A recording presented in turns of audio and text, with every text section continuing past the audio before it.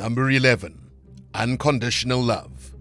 On January 11th, 2018, a woman was brutally stabbed 46 times by her husband after she realized he was having an affair. 25-year-old Michael Barnard attacked his wife, 21-year-old Shannon Barnard, in their home at the Valley Park caravan site in Kent, causing multiple wounds on her body and limbs, including collapsed lungs and bowels. In a homicidal rage, the accused, who was actually the one cheating on his wife, told Shannon she had to die. Despite being lucky enough to escape the attack, she had severe scarring that later required skin grafts. The whole thing started 2 weeks before when Shannon learnt that Michael had been cheating on her. She was having a hard time accepting the news, which wasn't good for the young couple. Apart from the excessive drinking, Michael had begun taking nitrous oxide to make himself feel better, probably to cope with his guilt. Shannon was asleep not too far away from her husband, who had been drinking heavily the night before the attack. Days of growing tension between the two was accompanied by several heated arguments. Both of them had written notes expressing their emotions,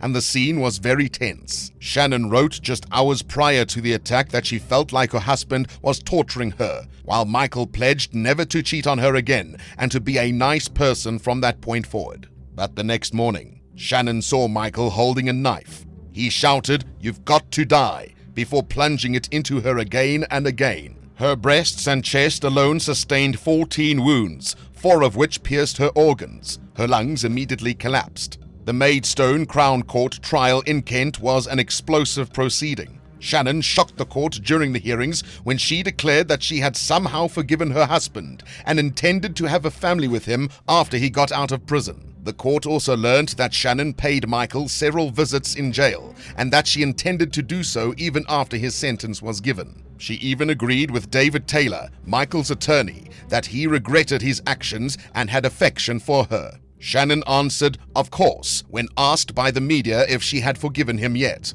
On the basis of the attempted murder charge, Michael Barnard was given a 20-year jail sentence. Number 10. The loss of control. On February 1st, 2022, a young woman was discovered lying dead in her boyfriend's apartment bed. 19-year-old Ashley Wadsworth traveled all the way from Canada to visit her boyfriend, 23-year-old Jack Seppel, in the UK. The two met online, and once she came overseas to stay with him, they had been sharing an apartment on Tennyson Road, Chelmsford, Essex.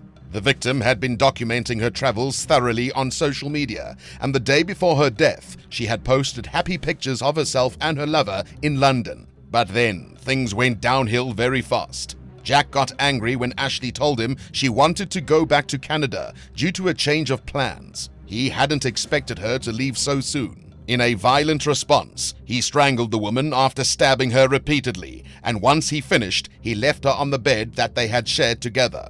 The neighbors heard the commotion while it happened and called the police, but nothing changed about Jack's behavior. He simply went about his business as he normally would, and when Wadsworth's body was found by police at 4:13 p.m., he had been on a FaceTime call with his sister. He was apparently showing her the body. Jack was discovered lying on the bed next to her dead body, and when he was asked about what he'd done, he explained that he had a psychotic episode and had lost control over himself. The police found the victim's body 2 to 3 hours after she was murdered. Ashley had died of stab wounds after suffering about 90 inflictions over her body. Jack was charged with murder at Colchester Magistrates Court, and he was given a life sentence. Number 9. Negligence in violence. On June 29, 2017, a student was murdered after being repeatedly stabbed by a former Tinder date. 23-year-old university student Molly McLaren was stabbed about 75 times by her ex-boyfriend, 27-year-old Joshua Stimpson, who had been displaying stalker-like behavior.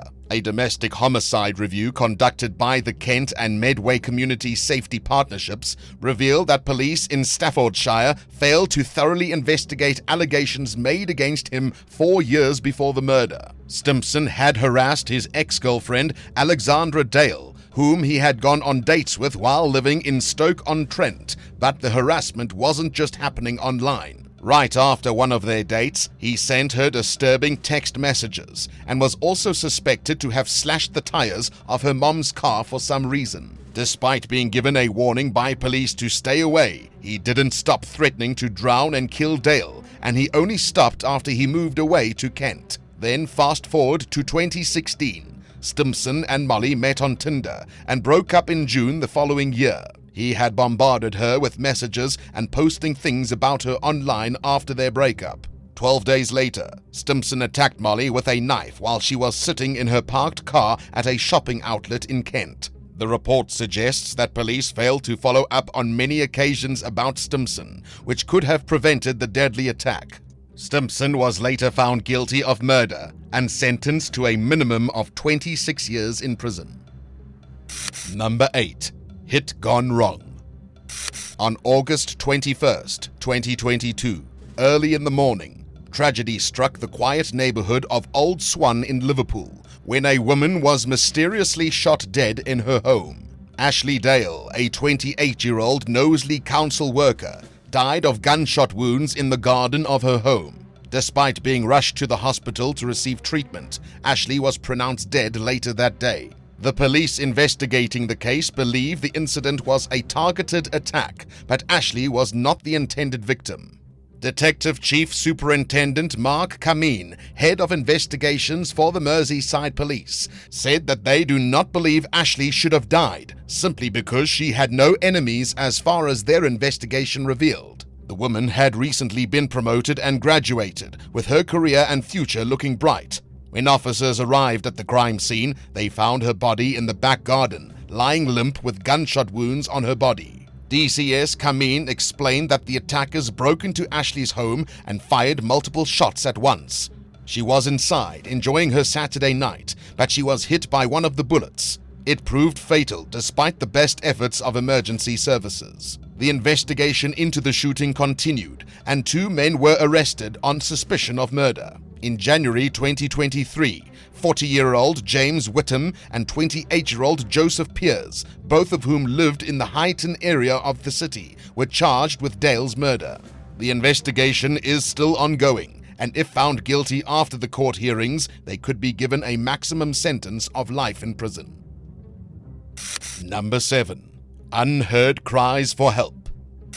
In April 2014, a pregnant teenager was murdered by her violent boyfriend, despite there being over 20 reports of abuse made to the authorities. 16-year-old Kaylee Ann Palmer was almost 6 months pregnant with her daughter Lily Rose when her 18-year-old boyfriend Aston Robinson strangled her with a scarf. His sentencing was straightforward since he was found guilty almost instantly. But a case review revealed that the police had missed dozens of chances to help Palmer. The review showed that there were clear signs Palmer was in danger. She had a dozen appointments with medics, 7 reports to the police, and almost constant contact with social workers in Cheltenham between the years of 2011 and 2014. A neighbor even called the police when Palmer revealed Robinson had kicked her in the stomach when she told him she was pregnant. Social service workers also saw Robinson bombarding Palmer with phone calls and talking to her aggressively, knowing that she was still living with her abuser while pregnant. The report concluded that the signs were not put together correctly, and no agencies addressed Robinson's behavior. The police dealt with each incident in isolation, and there was no overview, which was repeated across several health agencies. On April 2nd, he assaulted the woman so badly that it became impossible for her to recover, and a few days later, she was dead.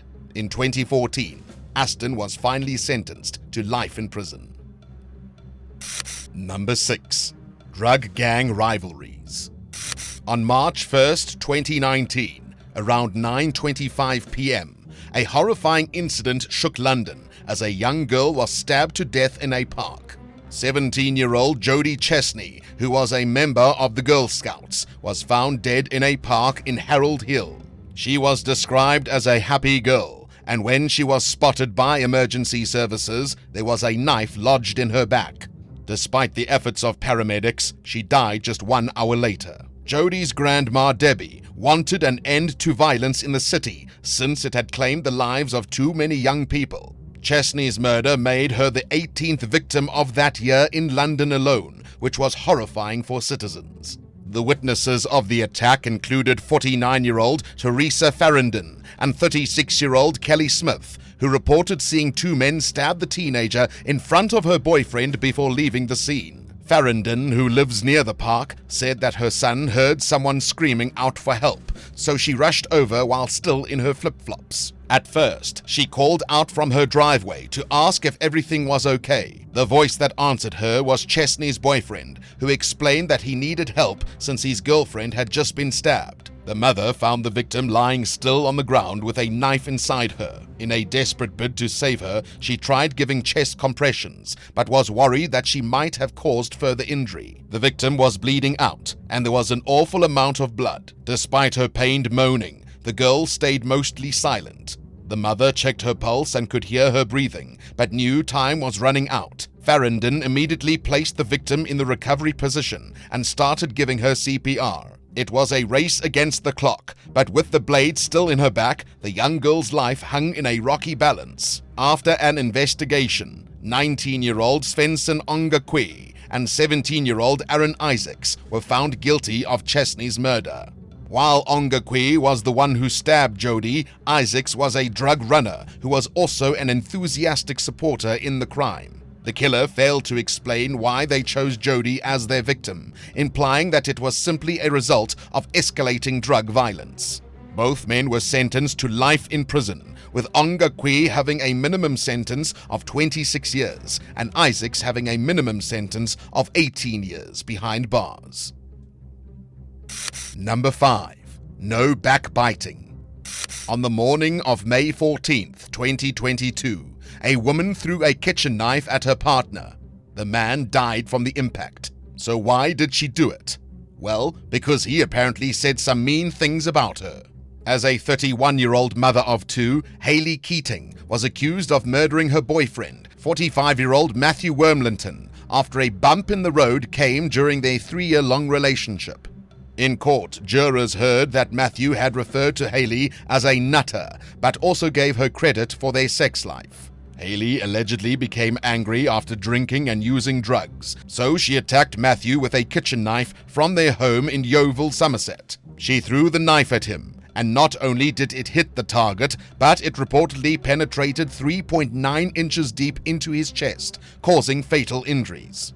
After the incident, Hayley quickly called emergency services, claiming responsibility for the attack, but prosecutors now suggest her tale of events may be incomplete. During the hearing at the Bristol Crown Court, Hayley's defense said that she threw the knife in Matthew's direction, but didn't know how he was injured, and she couldn't remember exactly what happened. The prosecution urged the jury to consider how the knife ended up so deep in the victim's chest, and whether Keating threw it or held it in her hand as she attacked him. She was allegedly angry and upset since the victim was trying to leave her, and the situation escalated by her consumption of drugs and alcohol. The defense's case was that Matthew had been violent towards Hayley in the past and scared her on the night in question. The prosecution claims that the woman may suffer from a mental illness that caused her to lose self-control. She denied both murder and manslaughter, but in the end, she was charged with manslaughter, as Judge William Hart concluded that she did not have intent to murder. She was sentenced to 6 years in prison. Number 4. Manhunt.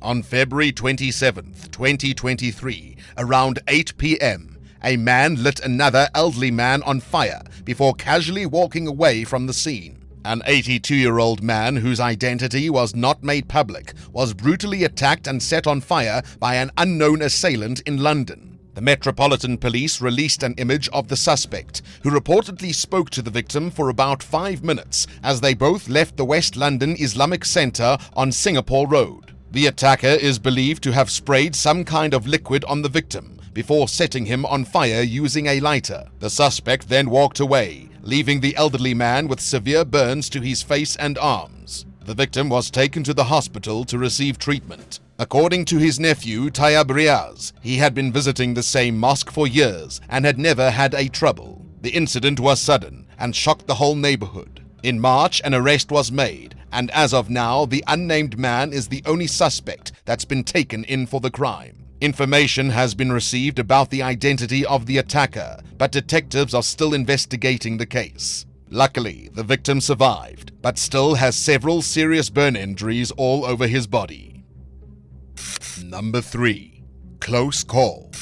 In May 2019, a teen mom was almost stabbed to death by her boyfriend, who was told to do it by his mistress. Iman Nasir, a 17-year-old Manchester mother, was attacked by 17-year-old Rhett Carty Shaw after giving birth to his baby just 8 weeks earlier. The motive behind the violent attack was the jealousy of 17-year-old Sarah Muhammad, a love rival, who demanded that Rhett prove his love to her by killing the mother of his newborn child. Nasir almost died in the attack but was able to make a miraculous recovery. She described the incident as the ultimate betrayal, revealing that she believed they were all one big family with the new baby, but instead, Rhett had been planning to kill her with his secret girlfriend. Nasir and Rhett met when they were both only 14 years old, since they found each other in secondary school back in 2018. But their relationship came to an end 3 years later on July 2018. 1 month after their breakup, Nasir found out that she was 3 months pregnant, so the couple got back together. The mother of one thought Rhett would be there for her and the child, but then she heard rumors that he had been with another girl.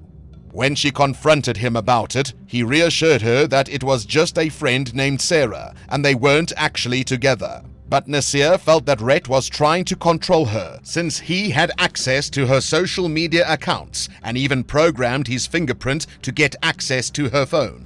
Rhett, wearing gloves and holding a green bag, visited Nasir's home 2 months after she gave birth to their son. She lived with her mother and siblings and told him that their child Keenan was not at home since he was out with her mom. But Rhett insisted on coming inside and entered the young woman's bedroom, continuously texting on his phone. Suddenly, he revealed his intention to kill Nasir and asked her to take her own life instead. Iman was confused and thought it was a joke, but Rhett asked her to put makeup on her neck to make it seem like she had been strangled. Then he pulled out the knife and plunged it into the mother of his child 15 times in the neck, back and face. Had it not been for her sisters arriving to help, she would have died from her injuries. Both Rhett and Sarah were jailed for a combined sentence of 32 years. Number 2. The Vigilantes. On June 20th, 2022, a man and his son were found guilty of stabbing a suspected thief to death in Bury St Edmunds. 55-year-old David King and his 19-year-old son Edward King were found guilty of murdering Neil Charles. The victim died just 2 days later in the hospital with a 4.7-inch stab wound in the chest. The Kings saw Charles trying to open car doors and handles in their house, which caused them to take drastic actions. The jury learned that David had called the police at 3:55 a.m., reporting that a man was trying to steal from his car on the Morton Hall estate in Suffolk Town. Later, the officers found David on the Winsford Road, some distance away from his home, and Charles further down along the road. Police confirmed that the victim was leaving the Kings' home when he was killed. The jury heard that David had tried to stop the thief and called emergency services, and he claimed that he had injured Charles with his knife. But the prosecution revealed that he and his son Edward had gone out with weapons to hunt down the thief in a dangerous vigilant act. The pair failed to report the incident to the police after seeing the thief on CCTV. The victim was allegedly stabbed by David with a double-edged knife, while Edward used a ninja sword to inflict a horizontal wound above Charles's left knee. The sword was also used to slash the victim's bicycle tire. David was arrested at the crime scene while his son was taken into custody later that day. Judge Martin Levitt sentenced David to life in prison with a minimum sentence of 21 years, while Edward was sentenced to life in prison with a minimum of 19 years. Number 1. Stages of Grief. On December 8, 2019, around 9 p.m., a man set himself on fire after getting dumped by his girlfriend of only 4 weeks. 42-year-old Morgan Basket doused himself with petrol after an argument with a waitress named Michelle Howarth outside the Queen's Head pub in Chislehurst, London. Witnesses say that Morgan, who had recently broken up with his girlfriend, was engulfed in flames for about a minute and a half before pleading with onlookers to just let him die. Eventually, the cafe owner Dajan Ali was able to successfully put out the flames. According to 59-year-old Ali, Morgan had blocked his girlfriend's silver VW Golf in the parking lot and refused to let her leave the area, leading to a verbal fight that ultimately ended in Morgan setting himself on fire. It took seconds for the flames to reach 15 feet high, and onlookers weren't sure if he used a lighter or a matchstick. According to Ali, he wasn't even screaming. Instead, he was standing with his arms open before the man used a fire extinguisher to put Morgan out. He was immediately taken to a hospital in South London, where he stayed in a critical condition, fighting for his life. Thanks for watching. Which one of these London crimes was the craziest to you? Tell us in the comments below, and don't forget to subscribe. See you next time on The Bad Badger.